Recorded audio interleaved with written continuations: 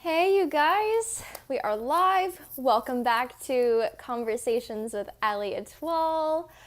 We are on episode 21. Wow, this still, I mean, every time I do this, I just get so excited because it is truly exciting. And I have an absolutely amazing, fantastically talented guest on here today, all the way from Australia, where it is a completely different day. It's not even Friday, it's already Saturday. So I want to give a big, warm welcome to the lovely Lou. Let's see where she is. I can add her in here.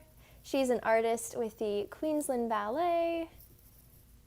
Let's see. Waiting, connecting. I think it's working.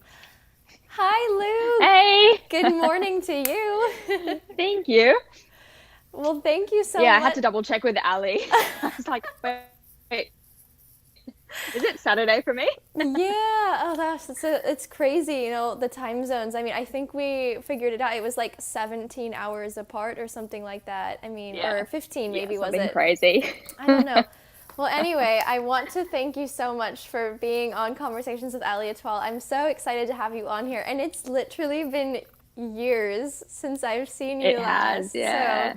it's also just a wonderful excuse to be able to catch up and reconnect with so many amazing people who have been in and out of my life. So before we dive in, I've got heaps of questions and people who have already wrote in a bunch of topics that I want to talk about today, but I want to pass the mic to you for a little bit and allow you to introduce yourself to those who are going to be watching this and who are new, dying, adoring fans. So tell us a little bit about yourself. So I'm Lou. I'm a dancer with Queensland Ballet at the moment. I'm a company artist. I joined the company about 4 years ago. And before that, I was working at Ballet Zurich as part of their junior company. I was there for about a season and a half before joining the company here. And before that, I spent about 7 years at the Dance Academy in Zurich, which is where I did all my professional training. And I met Ali actually in 2015 at the Prix Lausanne, where we competed together. Yes. Amazing. Yeah, no, I mean, it goes without saying just how amazing and how global, international your career has been so far and at such a young age as well. And so I have a lot of questions that I want to talk about in regards to your career and some of your personal experiences. And then, of course, to everyone who is joining us now watching live, I want to encourage you guys all as well to write in or drop a comment if you see fit. So let's get started. I want to talk. Oh gosh, I'm like getting all caught up in these cords here. I'm like a mess with technology. Sorry.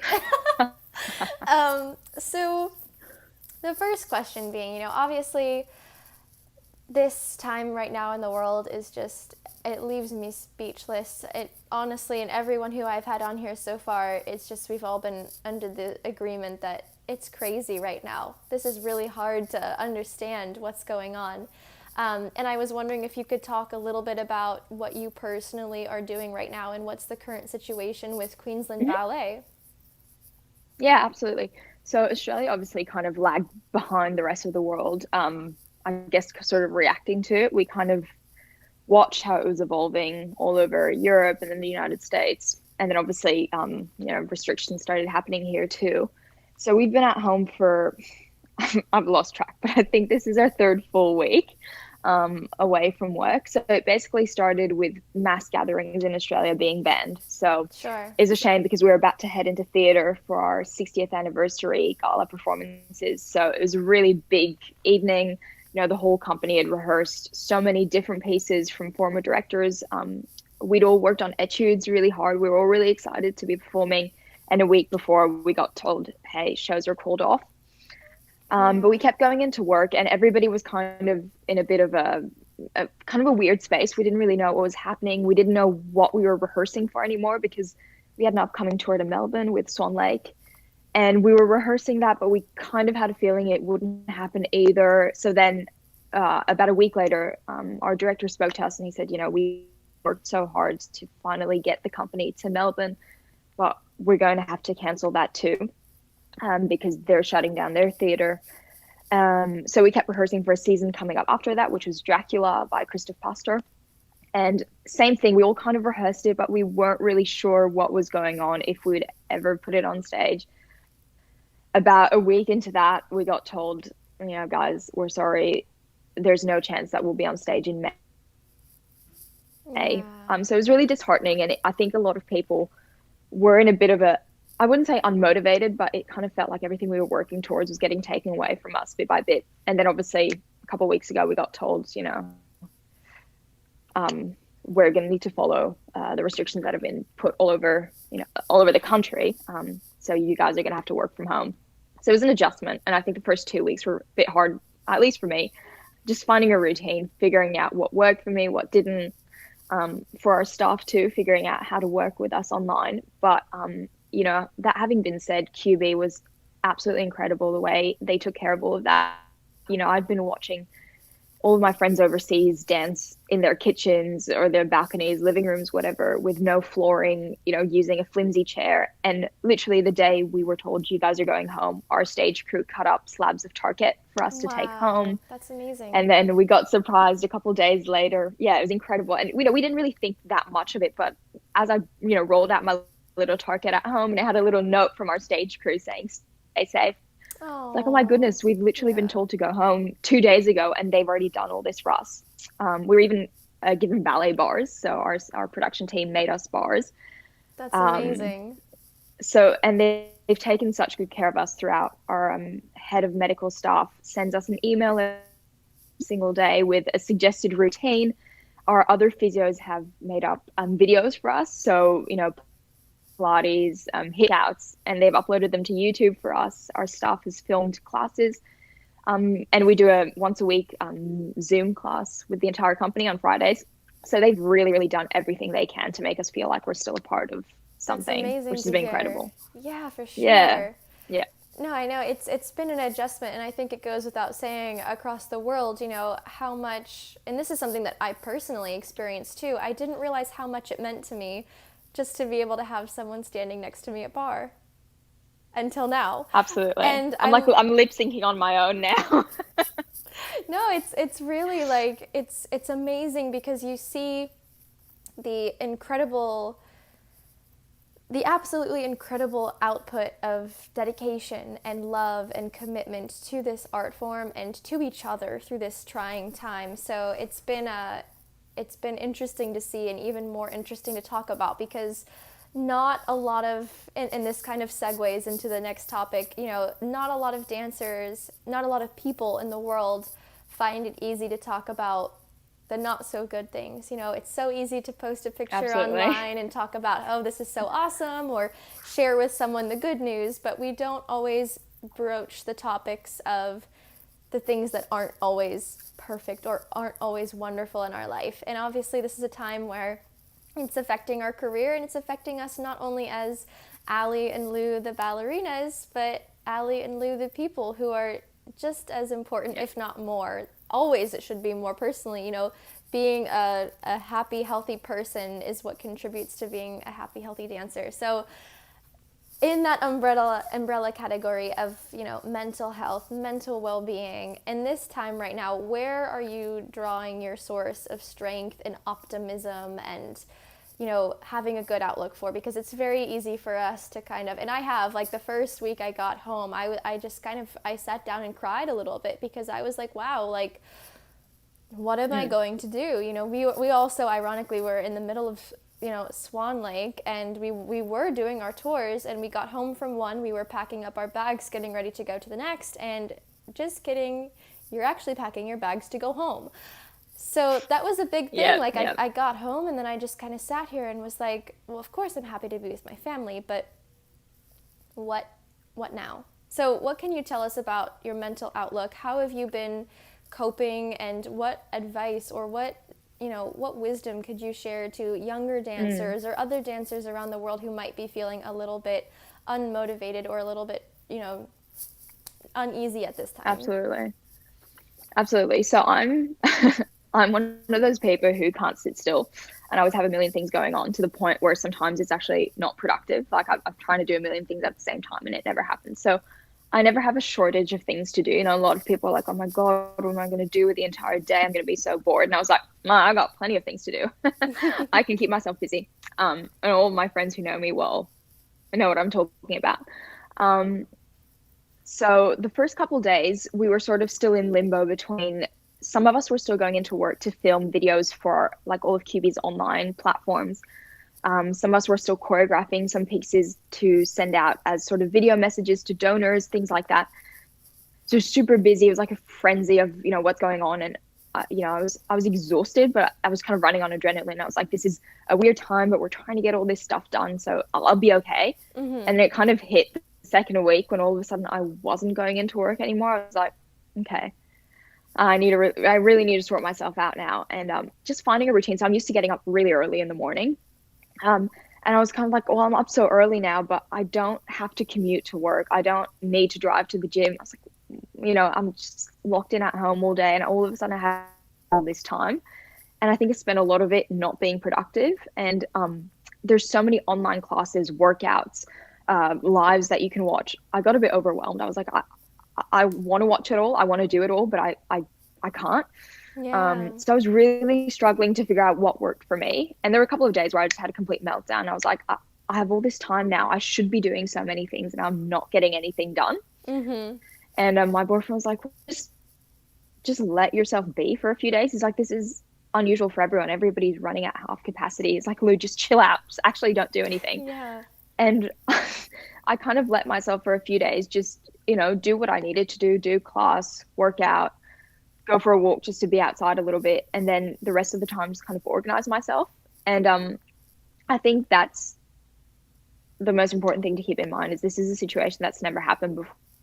It likely won't ever happen again. It's never happened, that if the entire world shuts down, the arts do too. They're usually the one thing that does keep going to provide people relief. And at the moment, we can't really do that. So I think it's important to find out what works for you. Remember that, you can't do everything every single day.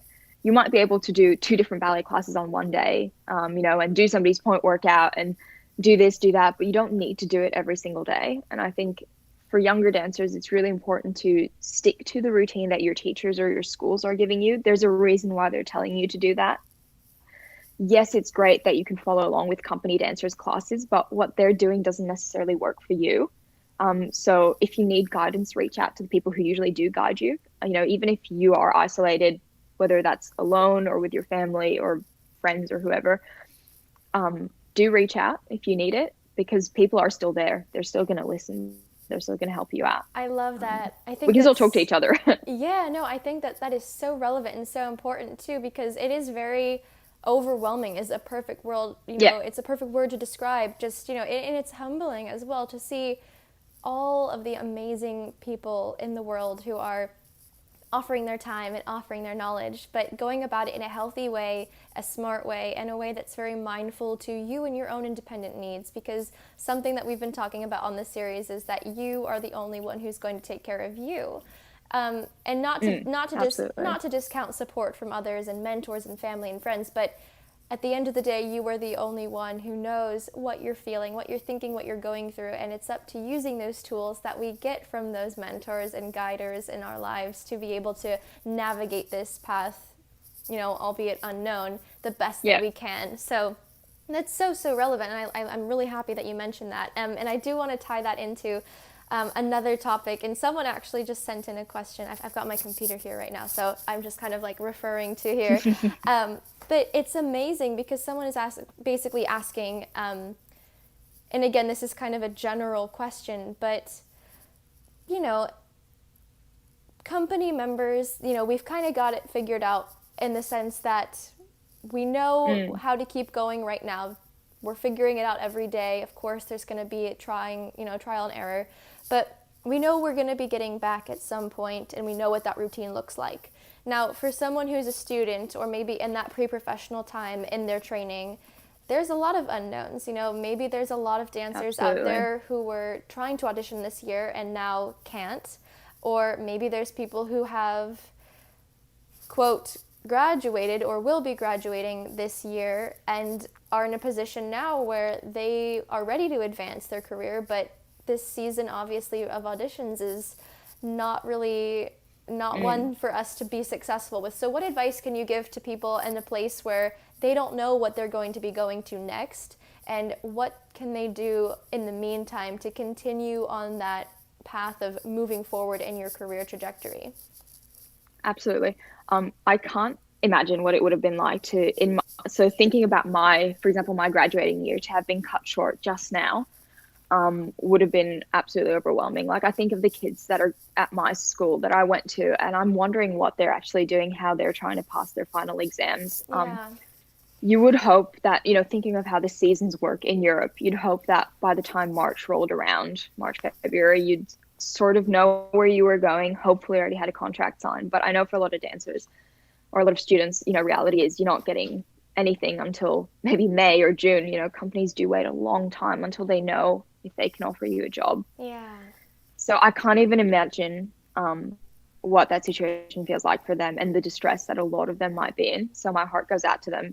For us, there are heaps of companies that do not know if they'll be able to rehire all of their dancers. I know that my company is doing everything they can, to keep people receiving their full wages. But I also understand, the first question we got asked, I'm a dancer or union rep at my company. And one of the first questions we got asked was from our young artists, our junior company, do you guys know what this looks like for us? And, we passed that on to our staff, and, they kind of said the same thing. They're like, we actually don't know. We don't know what this means for the company. And that uncertainty can be so distressing. Yeah. And you can choose to focus on that and just worry and worry and worry about, will I have a job next year? Will I receive opportunities again? Will I be able to keep up with the next year in school? You can worry all you want, but it's not going to get you anywhere. And I'm the queen of worrying. I'm really good at it.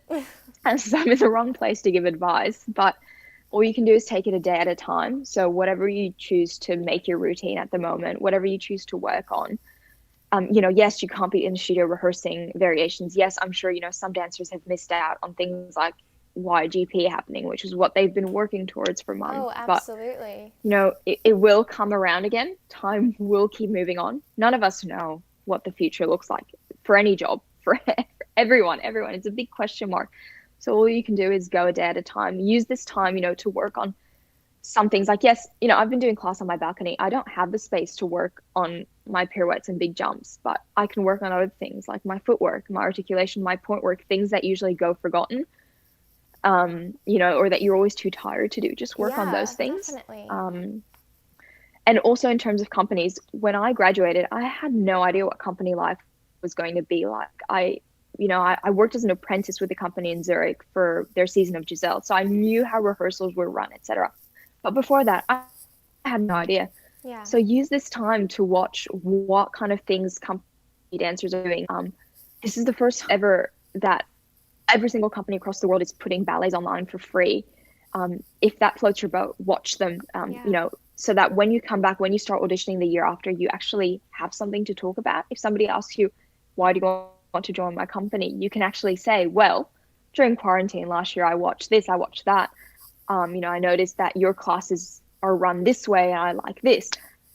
Use it to build your knowledge rather than freak out about everything you can't control, I guess. No, I love that. I think that's an amazing, and I love how you put that in the terms of education, in the sense of we can keep learning and we can keep growing as artists in a, albeit very untraditional, unconventional way, but it's very important as well. And people are writing in, as you said this, how do I know what company or school or style of dance is right for me? Because that is also something, at this day and age, and I can tell you without, I can tell you without a shadow of a doubt, when I was, little Allie, I automatically labeled myself as, I'm going to be this kind of dancer, because I wasn't so great at moving fast, and I struggled kind of identifying with those more strong personality type of roles, like a key tree, the very fiery, over the top. I always said, I'm going to be an Odette, a Giselle, very soft and romantic, because that's what came natural to me.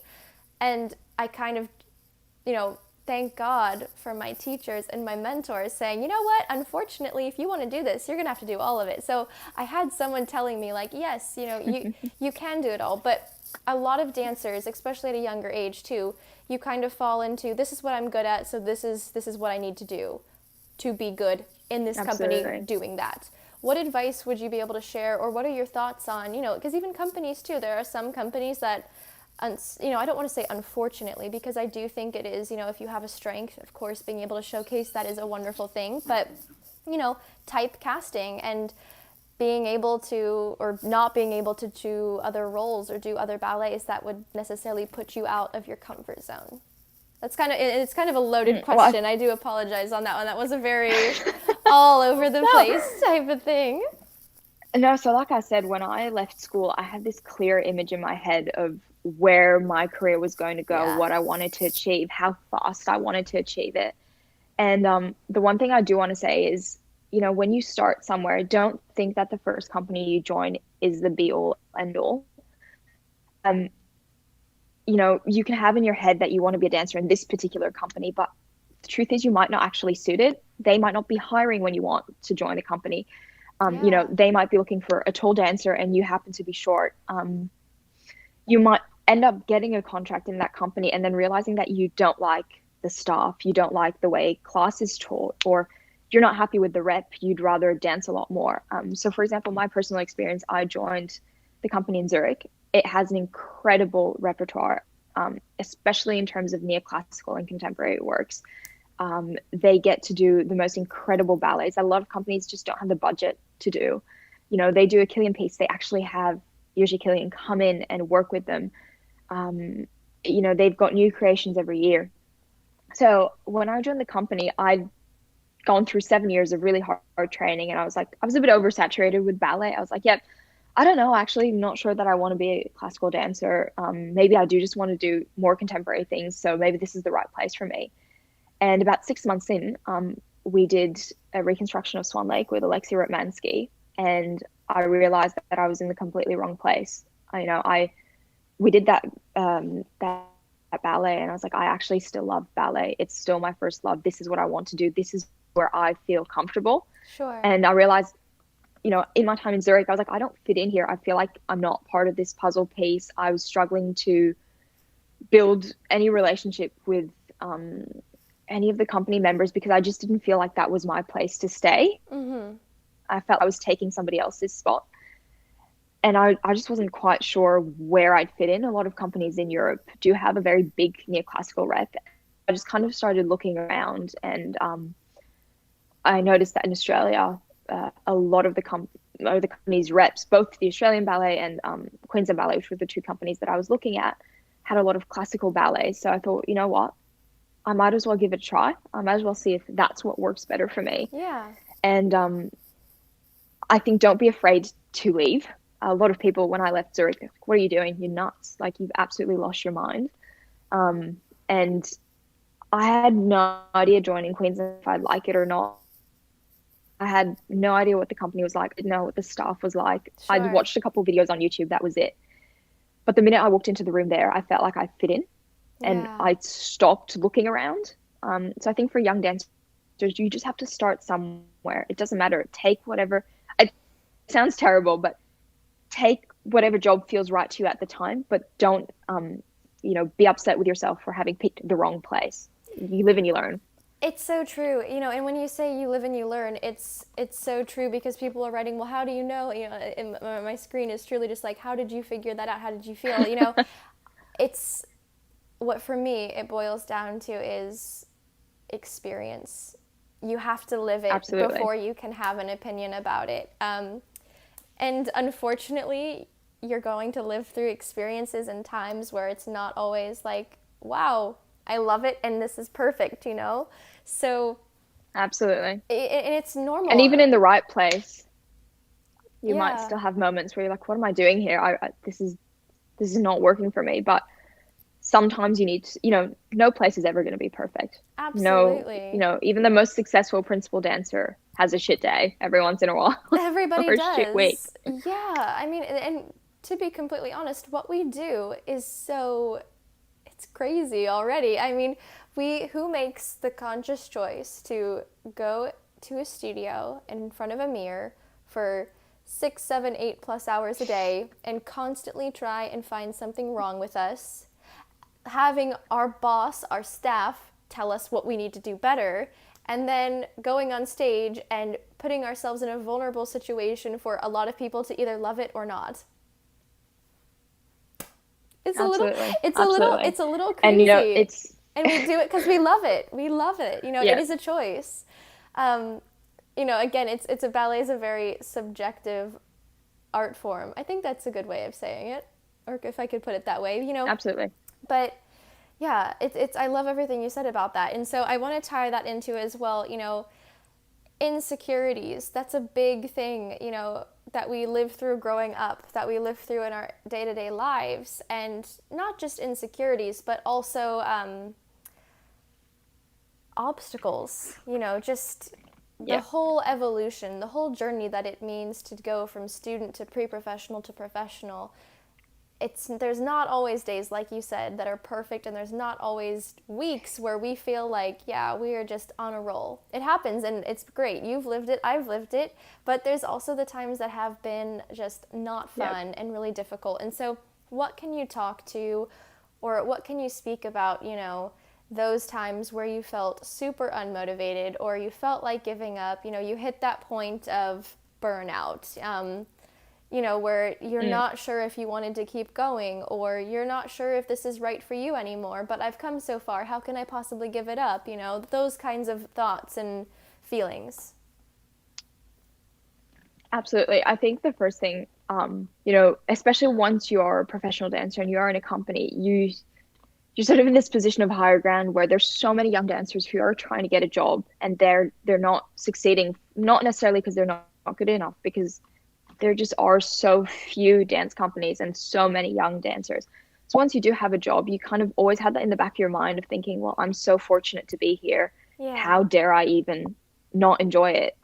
There's been so many days where I've had an absolutely horrific day, and I'm on my way home and I'm like, well, this sucks. I don't even know why I'm still doing this. And then I feel guilty about it. I feel guilty about not appreciating the position that I'm in. But the fact is, you can be doing whatever job you want. Even if you absolutely love it and you give it 100% every day, there's still going to be days where things are frustrating, months even, entire years, entire seasons where things just don't feel like they're going your way. But it's so, when I was young, I used to think ballet is the be all end all, and Lou, the ballerina, is all I ever want to be. And it's all that matters is my career. It doesn't matter, I'd move anywhere for my career. I'd do anything. I'd live in any circumstance just to have a successful dance career. I just want to be a principal. In the meantime, I've also realized that sometimes even being a principal means that you are going to have a shit year. Doesn't necessarily mean that you're the one who's going to be picked for all the roles. That perfect place doesn't exist except in your head. I think that's why it's so important to build yourself a life that you love outside of dance, but also within your company. If you're not friends with anybody in the company, there's probably a reason why. Not saying there's anything wrong with anyone, but something in your heart's not right. I'm so lucky at QB. The atmosphere that we have is very, very special. It's a very young company. I'd say the average age is maybe somewhere between 25 and 30. And there's a real special spirit about the company, but I also have a very, very tightly knit group of friends, and a handful of people that I know I can count on, any one of them, if I'm having a terrible day, to just go and have a chat, literally just go outside and have a talk and, discuss why I'm not feeling great. Or sometimes it's just looking at each other across the room and, you give each other the nod. It makes you feel better. And exactly, you just know. And having small things like that, they remind you why you do it. And sometimes you can have a very difficult time, and then all of a sudden a ballet comes along or a stager comes in. Someone comes and gives you something that reminds you why you love it so much. I've had a couple moments like that throughout my career. The one that I can just think of was we did Serenade last year, and I was at a point where I was really, really struggling. And the minute the curtain went up on the very first performance, I was like, oh, okay, this is why I do it. And it's small things like that. They come and they go. Everybody in any job is going to have a bit of time where they're uninspired, where they don't feel good about themselves. It happens. Just accept it, but don't just throw the towel in straight away, because that's, you don't fail until you give up. I love that. That's so poignant. I mean, that's an amazing quote. You don't fail until you give up. And, it's interesting as well how you said being Lou, this principal ballerina, was your be-all, end-all, because that was something for me as well. Little Allie was just absolutely, completely transfixed with this idea of this is what my life has to be. By the time I'm 30, like, I've got to do it. Like, that's just it, you know? And it's incredible because Absolutely. as I've gotten older, as I've now been, and this is my second company, you know, I've learned to realize the value of Allie the person and Allie the ballerina, how they're two very different entities, you know, not saying that I'm a completely different person at work or at home, but in the sense of I need to be nurturing myself in order to get the best version of that on stage in a studio, you know?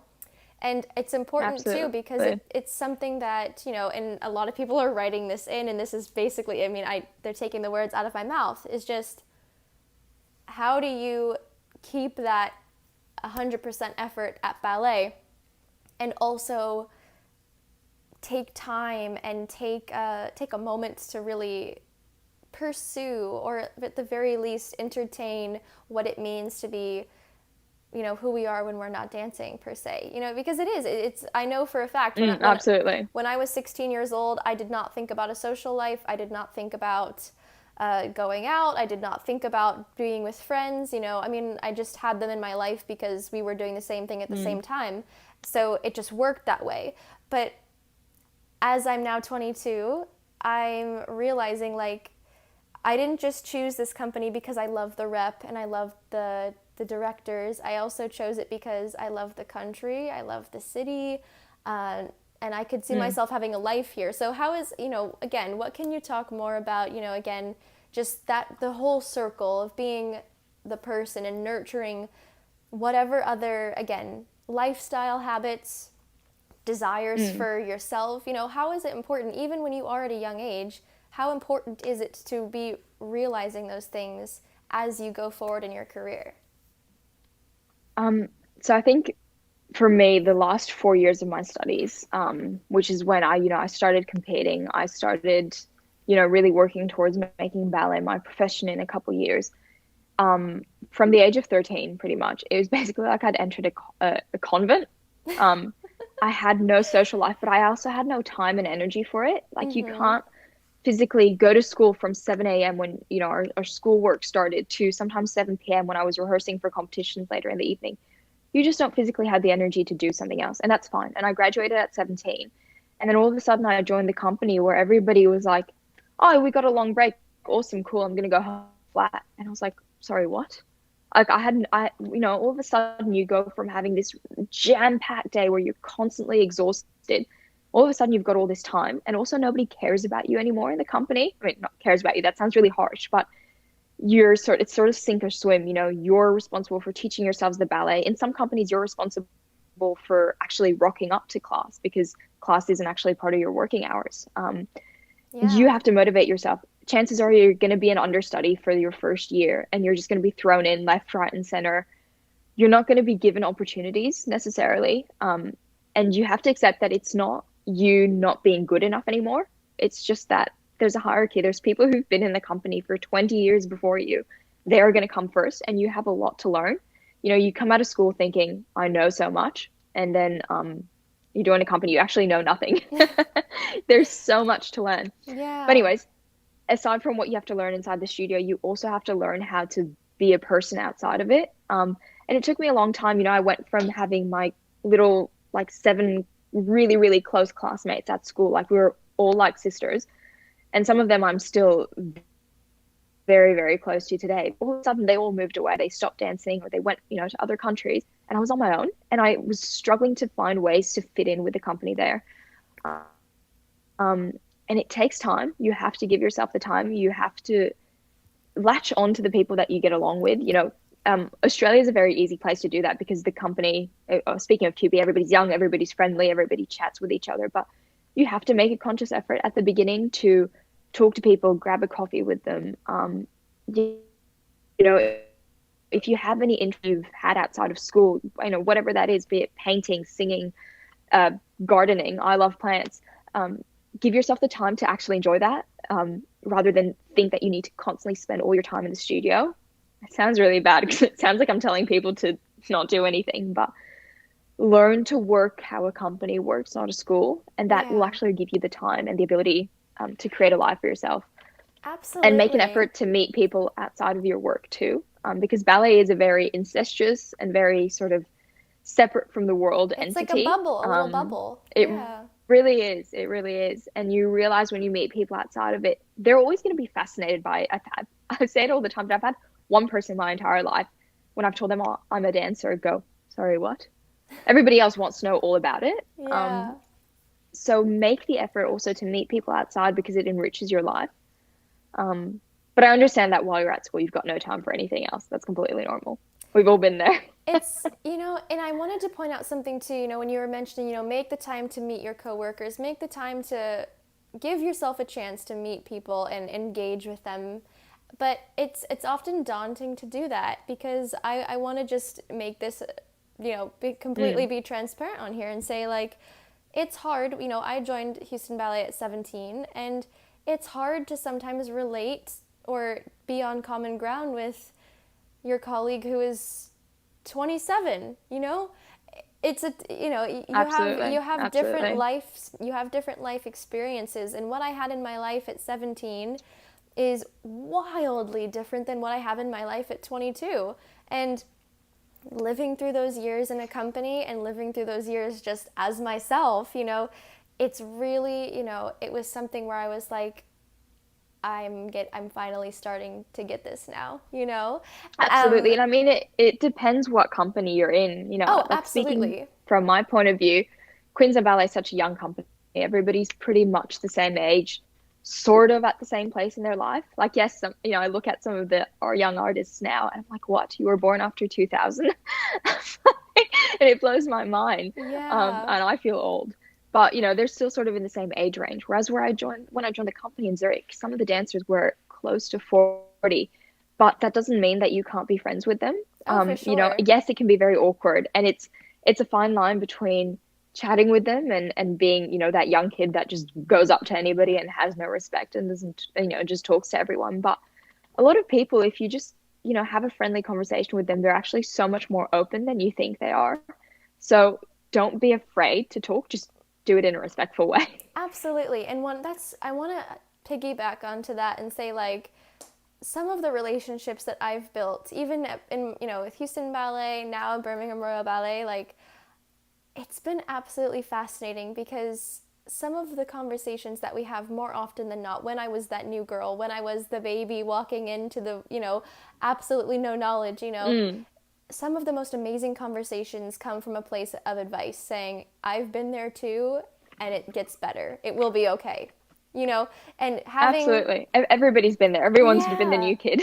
having someone to talk to about their experiences, and I have to be honest and say, like, of course I experienced that when I was 17 in Houston, but for me, even being now in my 20s, moving to an entirely different country, moving to a new company, where I was out of my element, and not only just in Mm, the location, but in the way I'm working as well.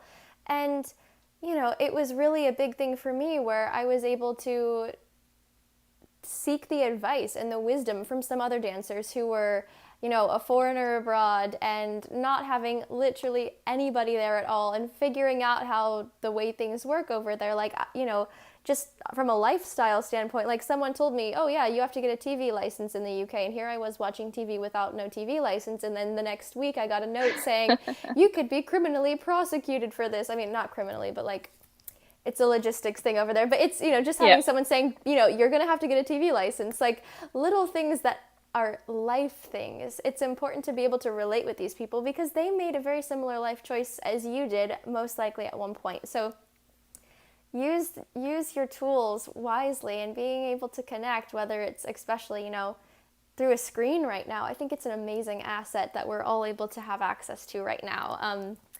And I want to tap into another, before we run out of time, I want to touch on a couple other subjects. And this is one that is a very sensitive subject, but mm, one that there's been a lot of interesting comments on. It goes without saying that our career field is a very competitive one, and there are expectations that we have to be able to deliver in order to do this at a high level. And one of those being is the aesthetics. You know, ballet dancers are required to be a certain way, you know, and I get it, there's different body types, but we have to fit within a certain mold to be successful at this.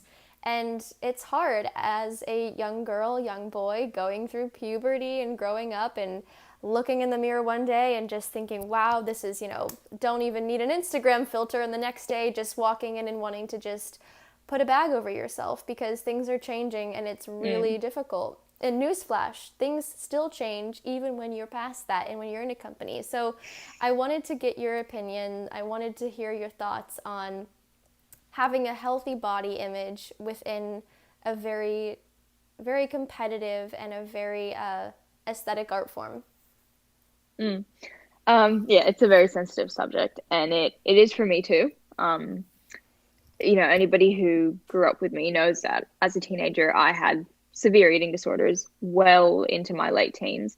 Um, but as much as they, you know, you grow into them, or they maybe fade into the background. It kind of always hangs around. It's like a nasty scar that just kind of doesn't go away.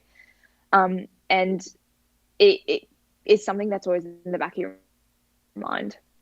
So that having been said, you know, I think I need to put that out there because especially while I was competing, that was definitely at the height of it. So that's what people knew me as. That's what they knew that I looked like. And, you know, it gave me a certain look and a certain aesthetic. And, you know, as time went on, things changed. My body changed too. And it most definitely for me has been an issue too, the other way around, where, you know, people have been like, you don't look the way you did when you were younger. Why is that? And, you know, it can be very confronting to have to say, you know what, I don't know. But I do now actually, you know, live my life and I don't, you know, restrict what I eat all day long, all the time. It's not at the forefront of my mind. But finding that fine line of being able to explain that to someone and not making it seem like, oh, well, all of a sudden I just don't, you know, give a damn about what I eat is very, very difficult. It is so difficult. And you kind of have to accept that your body does eventually change. And for some people, it just happens later on in their life. And there's some things that you can influence, some things that you also can't.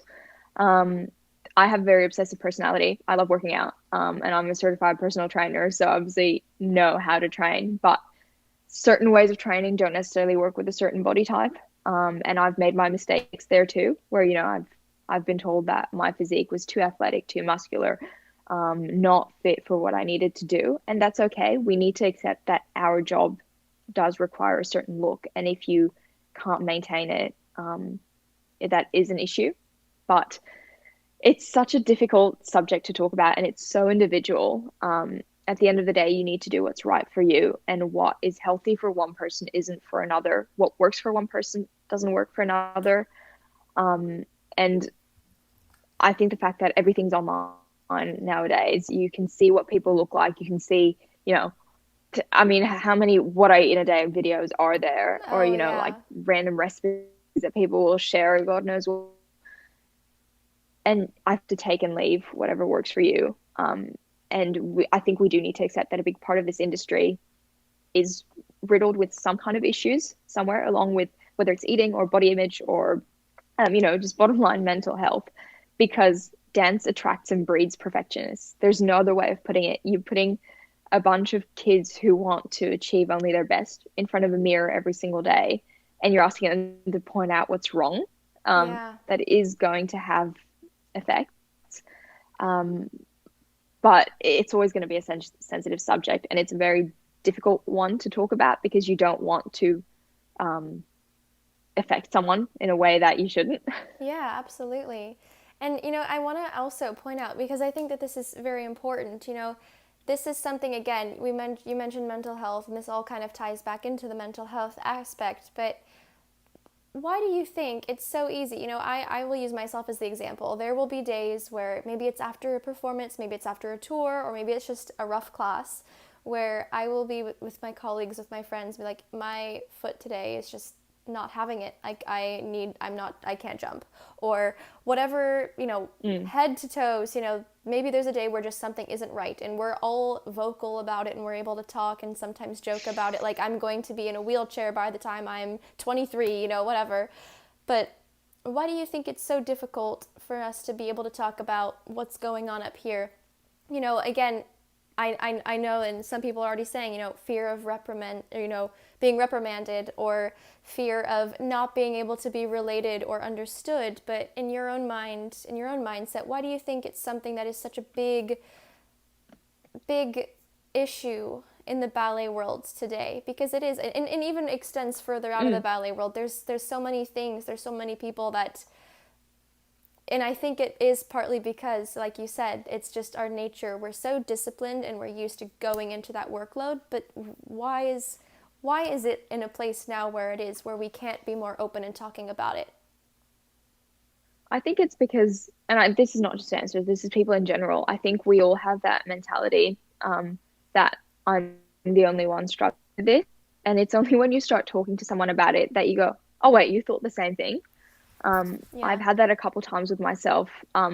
If you want to bring it back to that topic of eating disorders, where I was talking with a very, very good friend of mine in the dressing room.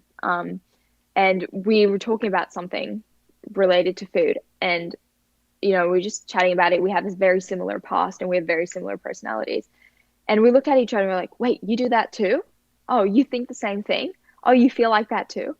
And know that you're not alone, and it can be very, very confronting to speak up about it. And as you may have been able to see 5 minutes ago, it's also a topic where I get a bit weird, but don't be afraid to reach out. It doesn't mean go and talk to a psychologist about it. That's not what I'm saying. If that you don't feel comfortable with doing that, that's completely fine. But even just with your friends, it can be so easy to just have to put on an act of being like, yeah, I'm fine, it's all good, when really it isn't. I did all these competitions as a kid, and if you looked at my resume from when I was a teenager, you could think that I was just a stage critter that had absolutely no issues going on stage.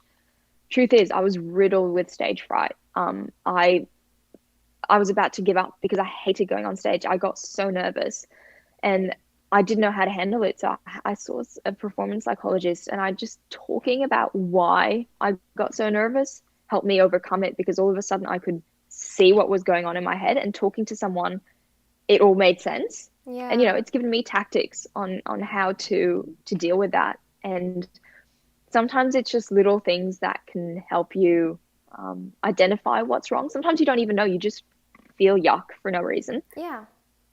Talking to somebody else about it can help you pinpoint what it is. And I want to say, in addition to that, because I'm someone as well, I sought out counseling for almost 2 years during my life, my professional career. And this is something, again, that is normal. We all are going to, at some point in our lives, and newsflash, it's going to be more than just one point in our life, where we're going to have these mental internal battles.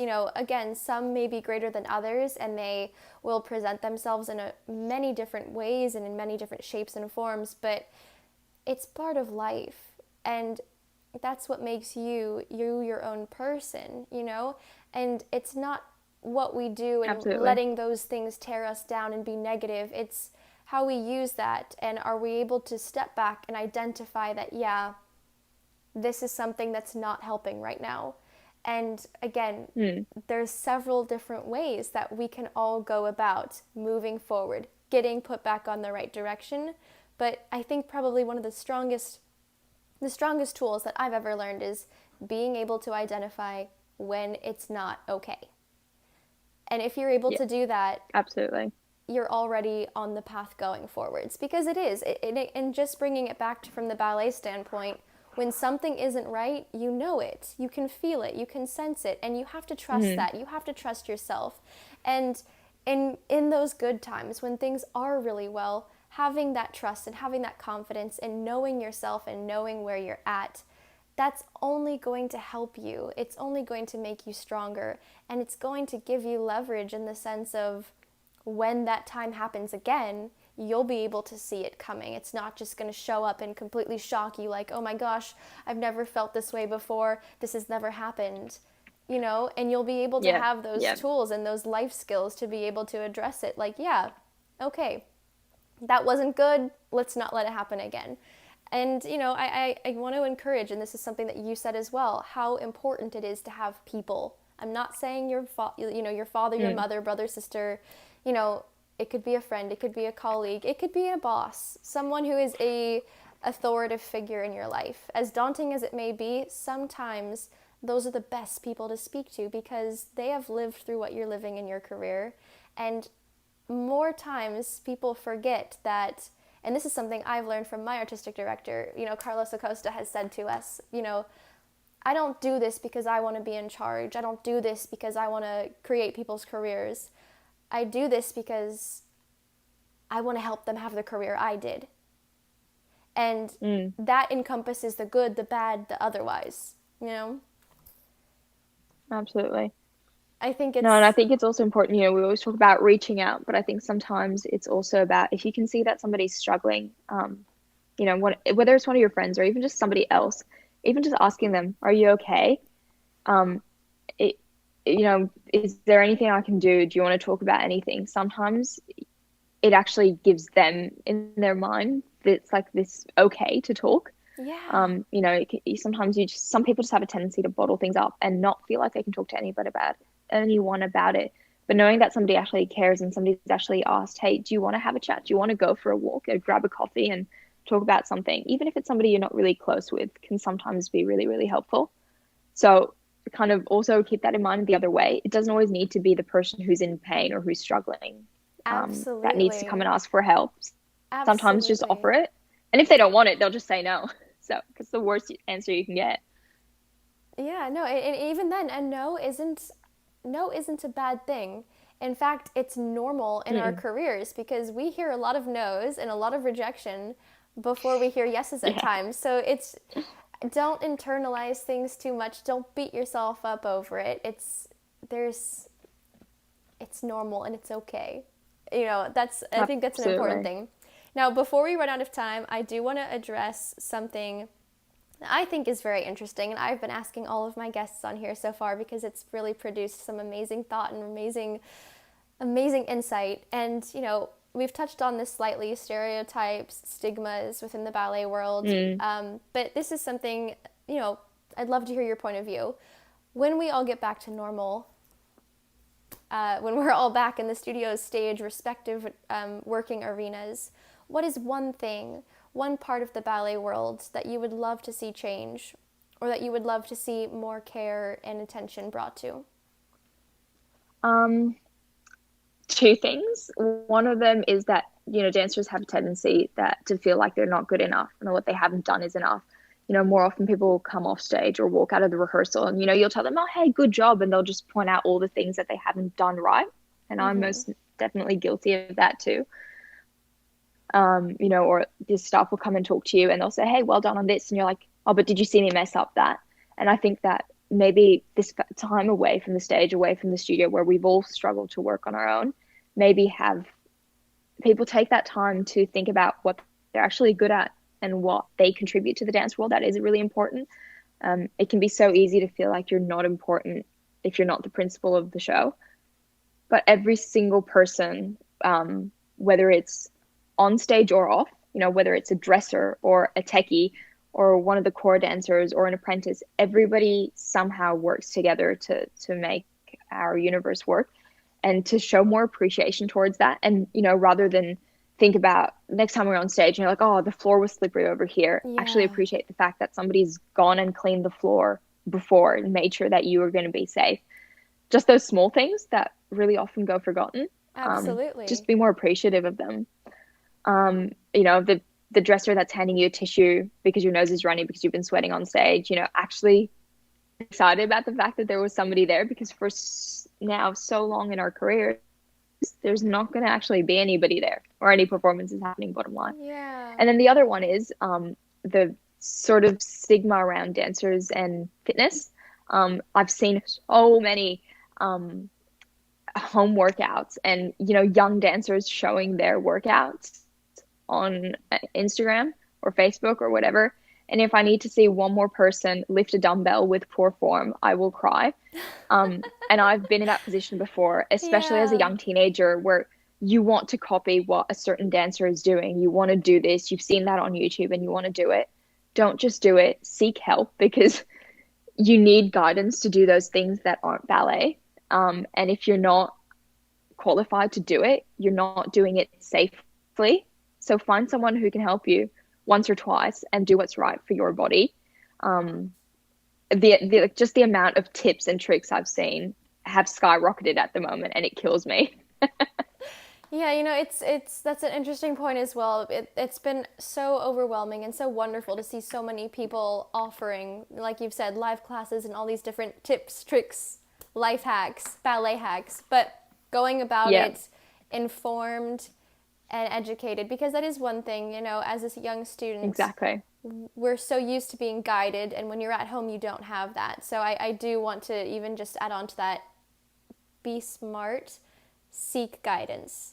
Mm, Don't feel like absolutely. because the principal dancer on a Zoom meeting is doing it, you should do it too. Of course, we all want to, and that's the goal. But chances are that principal dancer has had someone guide Exactly. them to be doing that. So I think that that's an amazing message to Exactly. be able to highlight as well.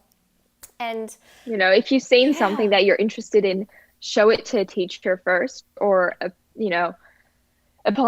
Pilates teacher, or a fitness coach, or just someone who can actually tell you if that works for your body or not, because you can do so much damage, especially as a young dancer. That's irreparable later. It really is. I'm speaking from experience. no, for sure. I mean, I've lived it So, too. I've lived it too out of so much excitement and thrill to want to do it, but not the right way. exactly. So Lou, unfortunately, we are almost out of time, and I know that there are so many people who have been writing in more questions, and I don't think we're going to be able to get to all of them. But I did want to thank you so much for the amazing insight and the wonderful conversation that we've had today. I have learned so much. It's been inspiring for me, and hopefully for everyone who's been seeing this. And I do want to point out as well, the time here, you know, the world is so big, there's so many time zones. I want to thank you for being able to hop out of bed and get on here with me. I know that we have a large range of people trying to cover this, but for those who are watching and who might not have seen all of it, this will be available on the allieetoile YouTube channel in just a few short days. And Lou, it's been a pleasure. Thank you so much for what you've contributed today. oh, likewise, I've loved being on here. It's been so lovely to catch up with you, and thanks for everybody who tuned in. Absolutely, absolutely. I want to wish you, your loved ones, and all of QB continued, you know, positivity and health and safety, number one. And of course, to everyone else out there as well who's been watching this, thank you guys for being part of Conversations with allieetoile. We will see you next time. And again, Lou, sending love. You were absolutely phenomenal. Thank you. You too. Stay safe. Lots of love. Absolutely. Bye, guys. Bye, guys. Thank you.